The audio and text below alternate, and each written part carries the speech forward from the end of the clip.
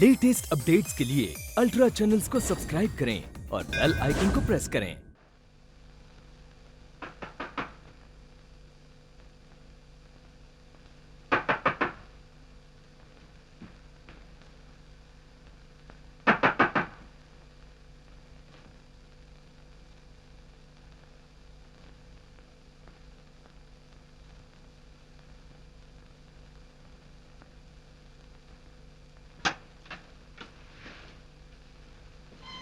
नमस्ते माँ जी। आनंद कहाँ है? कौन हो तुम? अरे अरे, तुम भारत तो नहीं? हाँ माँ, मैं भारत नहीं तो हूँ।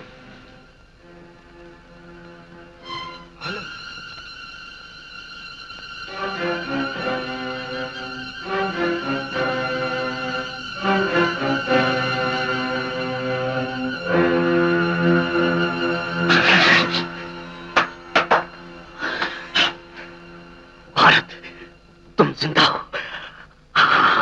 भारत कैसे मर सकता है? हमारा भारत कैसे मर सकता है? आनंद, तुम जैसे दोस्तों की दुआएं साथ हो तो भारत कभी नहीं मर सकता। आप कौन है? आनंद, ये एक मजबूर लड़की है। इसकी कहानी मैं तुम्हें फिर कभी सुनाऊंगा। इस वक्त से मैं तुम्हारी शरण लेकर आया हूँ। कुछ दिनों के लिए इसे अपने घर में ठिकाना कर ले दो। ये तुम्हारा ही घर बेटा, हम इसे अपने बना कर रखेंगे। भारत, पहले सीधा घर जाओ। तुम्हें जिंदा देखकर तुम्हारे माँ बाप को एक नई जिंदगी मिल जाएगी। जाओ। अच्छा ज्वाला, मैं फिर आऊंगा। ओम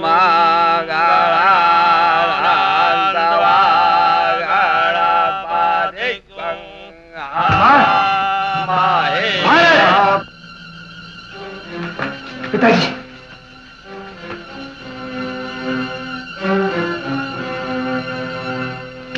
भारत, माँ, माँ, मेरा बच्चा। भारत, मैं जानती थी भगवान मेरे साथ अन्याय नहीं कर सकते। तो मेरा बच्चा। पंडित जी चावल लाइए जल्दी से। लीजिए लीजिए, आशीष दीजिए। आशीर्वाद। आयुष्मान, आयुष्मान, आयुष्मान। राम महाराज। आओ आओ बेटा भारत, आओ। तुम्हारे पुनर्जन्म के लिए हम तुम्हें आशीर्वाद देते हैं। तुम्हारे सही सलामत वापस आने पर तुम्हारे पिता की तरह हमारी आत्मा भी खुशी से झूम उठी। धन्य है महाराज, जिस तरह हुजूर ने अपने गम और दुख को भुलाकर इस नाचीज की खुशी को अपनाया है, मैं आपके चरणों की धूल अपने मस्तक पर लगाता हूं। भारत, तुम्हारा ऐसे खतरनाक एक्सीडेंट से बच जाना तो वाकई एक मुआजिजा है। जी हाँ, न जाने यकायक हवाई जहाज की मशीन में क्या खराबी पैदा हो गई कि पलक झपकते में वो समुद्र में गिर पड़ा। उसके बाद क्या हुआ मुझे कुछ याद नहीं। जब होश आया तो मैंने अपने आप को एक जजीरे पे पाया। वहां के लोगों ने मुझे समुद्र किनारे से उठाकर बड़े प्यार और खुलूस से मेरा इलाज किया और फिर एक छोटी सी किश्ती में मुझे यहां भी भिजवा दिया। महाराज, यहां आने के बाद ही मुझे राजकुमारी के बारे में। बस भारत बस, और हमें याद मत दिलाओ। मैं माफी चाहता हूं महाराज। इतने बड़े एक्सीडेंट में तुम्हारे जिस्म पर एक खराश तक नहीं है। भारत, तुमने जरूर पिछले जन्म में अच्छे कर्म किए होंगे। शुक्रिया दीवान जी। उस हादसे की यादगार मेरे जिस्म पे बस एक निशान रह गया है। ये देखो।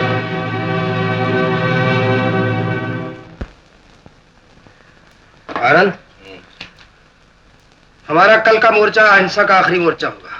मैं भी यही सोच रहा हूं। अगर अहिंसा कहीं मात खा गई तो हमें अपनी पॉलिसी बदलनी पड़ेगी।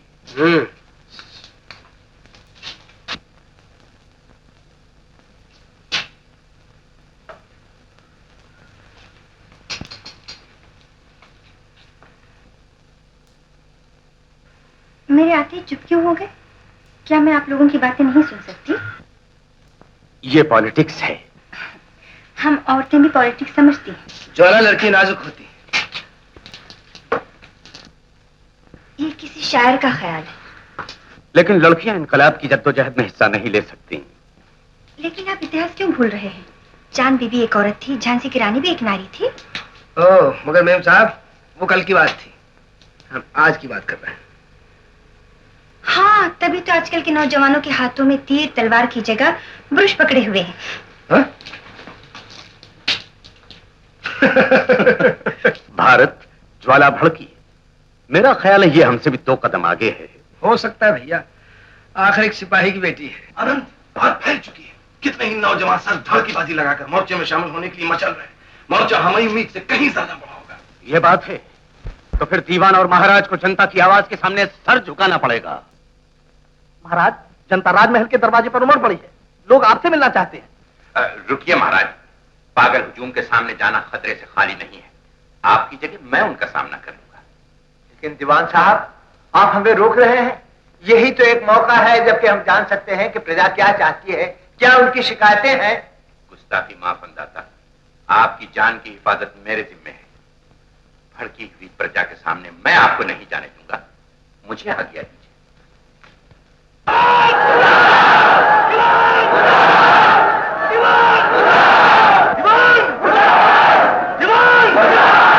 दीवान हमारी धरती मां की इज्जत बेचना चाहता है।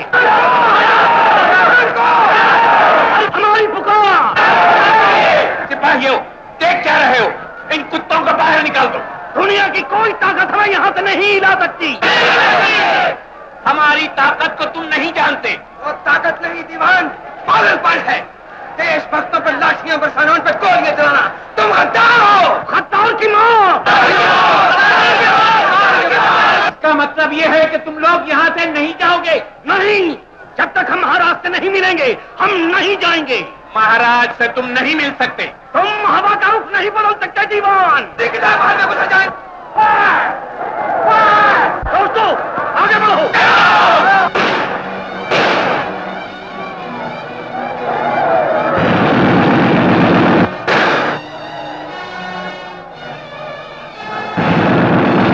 दीवान, मेरा यह खून इनकलाब की चिंगारी है जो कलात बन जाएगी और वो तुम्हें चलो आनंद।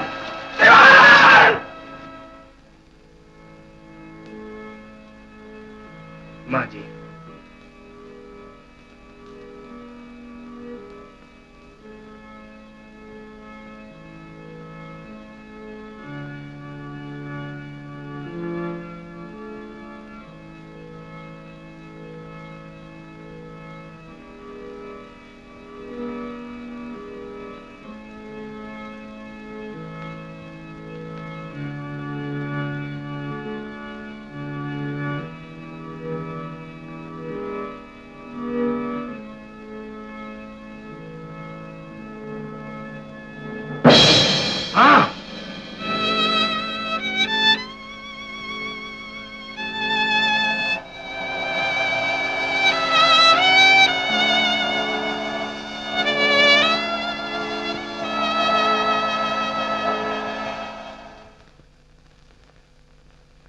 हुजूर, ये क्या? भारत, ये क्या भारत? भारत, ये खून है या रंग? अभी तो खून है माँ, रंग बाद में लाएगा। क्या हुआ है तुझे मेरे बच्चे? माँ, माँ, हम महाराज से इंसाफ मांगने गए थे, अपने लिए नहीं, अपनी धरती माँ के लिए, जिसे विदेशी लोगों के हाथों नीलाम किया जा रहा है। मगर महाराज के खुद गर्ज और संग दिल दीवान ने प्रजा के मुंह दंदनाते ही गोलियों से बंद कर दिए। और माँ, मैंने अपनी आंखों से देखा कि जब मेरे दोस्त ने अपनी रूह की गहराइयों से अपनी धरती के लिए इंसाफ मांगा तो उसे हमेशा के लिए उसी धरती पर सुला दिया गया। हाँ माँ। क्या महाराज दीवान साहब पर सत्य से रोक नहीं सकते थे? वो क्या रोकेंगे माँ, लेकिन प्रजा रोक सकती है। मैं रोक सकता हूँ, तेरा बेटा रोक सकता है। माँ, मैंने प्रतिज्ञा की है कि इस जुल्म और सितम की अर्थी को अपने कंधों पर उठाऊंगा। बेइंसाफी की कब्र मेरे हाथों से खोदी जाएगी। माँ, माँ, मुझे आशीर्वाद दो, मैं इसीलिए तुम्हारे पास आया हूँ। भारत, भारत बेटा, देखो इस वक्त तुम जोश में हो, अपने पिताजी को आने दो। ठंडे दिल से बात करोगे ना तो वो तुम्हें समझा देंगे। माँ, जब कोई बागी बगावत का झंडा उठाता है उसे किसी के मशवरे की जरूरत नहीं रहती। क्षमा करना माँ, मैं जाता हूँ। भारत, सुनो तो बेटा। भारत,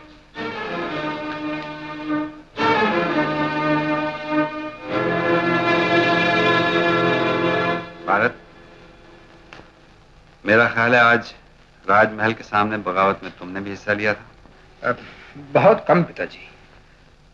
आपके बेटे के तो सिर्फ कपड़े रंगे गए, मगर आपकी गवर्नमेंट और उसके कर्मचारियों के खिलाफ आवाज उठाने वालों के खून से धरती लाल हो गई है। भारत,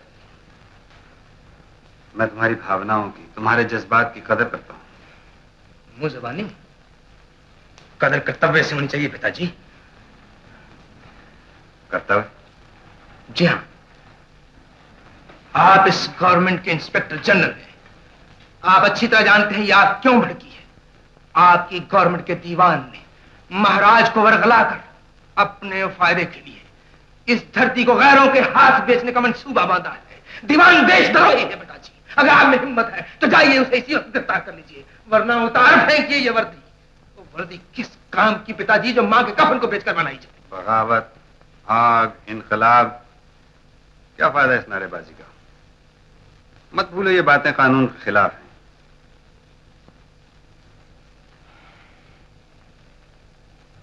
पिताजी, जो कानून एक देशद्रोही की हमायत करता है वो बदल दिया जाएगा।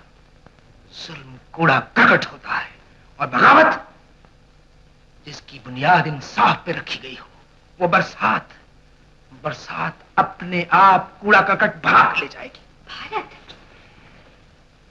क्या एक बेटा अपने बाप के सामने ऐसे बोल सकता है? मां, मैं पिताजी से तो कुछ नहीं कह रहा। मैं तो इस गवर्नमेंट के इंस्पेक्टर जनरल से बात कर रहा हूं। Okay sir. आप बुद्ध की तरह क्या खड़े हैं? रोकिए ना उसे। जानकी, तुम्हें खुश होना चाहिए, तुम्हारा बेटा पागल नहीं है, दिमाग रखता है, कुछ सोच सकता है। खून का बदला खून, यही हमारा नारा है और यही हमारा वादा है। दीवान अपने मतलब के लिए हमारा घर, हमारी धरती, हमारी मां को घरों के हाथों बेच नहीं सकता। दीवान तो क्या, ऐसा भगवान भी नहीं कर सकता।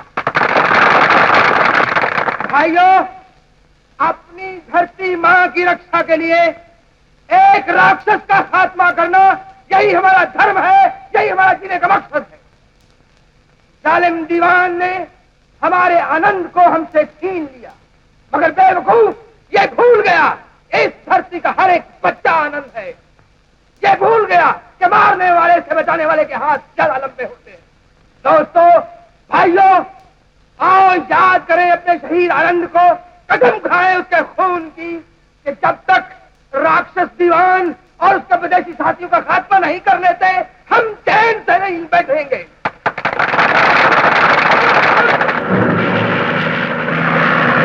ये तो दीवान का जहाज है।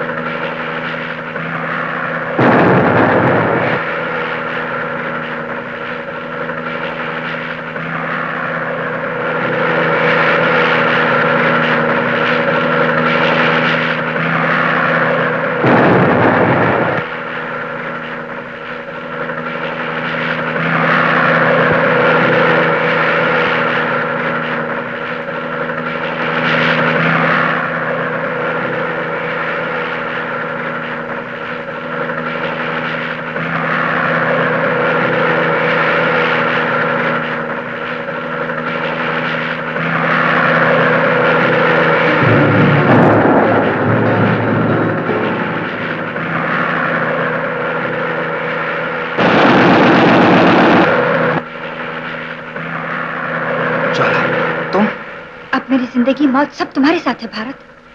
आओ मेरे साथ।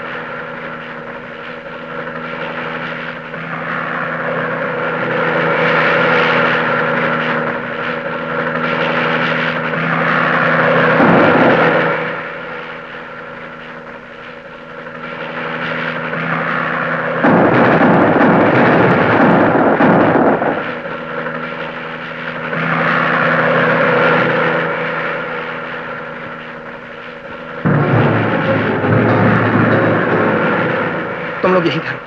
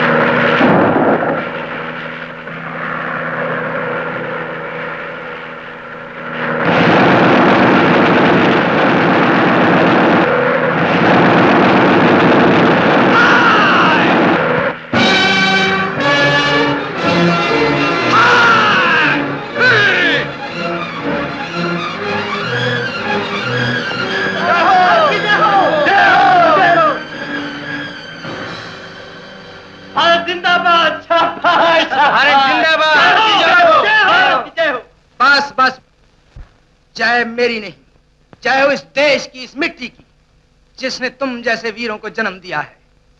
भाइयों, आओ आज सब मिलकर इस धरती मां की कसम खाएं कि जब तक हम देशद्रोही दीवान का खात्मा नहीं कर लेंगे, हम चैन से नहीं बैठेंगे। सुख की नींद हमारे लिए हराम होगी। हम एक साथ रहेंगे, एक साथ जिएंगे, एक साथ मरेंगे। कसम खाओ। मैं कसम खाता हूं, मैं कसम खाता हूं, मैं कसम खाता हूं, मैं भी कसम खाता हूं। तो बस अब हमें फौरन एक ऐसी खुफिया जगह की तलाश करनी चाहिए जहां दुश्मन की नजर ना पहुंच सके और हम अपनी जद्दोजहद को अपने तरीके से पूरा कर सके। भारत भैया, ऐसी एक जगह मैं जानता हूँ। कौन सी? आर्मी एरिया में नदी के किनारे एक छोटा सा रेस्टोरेंट और बार है। एनओसी के पीछे नदी के दूसरे किनारे एक पुराना खंडर है जहाँ कोई नहीं पहुंच सकता, क्योंकि उसका रास्ता उसी रेस्टोरेंट के पीछे से जाता है। हाँ भैया, उस रेस्टोरेंट के मालिक को मैं जानता हूँ। तो चलो, आओ ज्वाला। भारत, तो क्या ये लड़की भी हमारे साथ रहेगी? क्यों नहीं? क्या इस देश की नारी को देश सेवा का अधिकार नहीं? ओह, आई एम सॉरी, मुझे माफ करना बहन। आओ ज्वाला।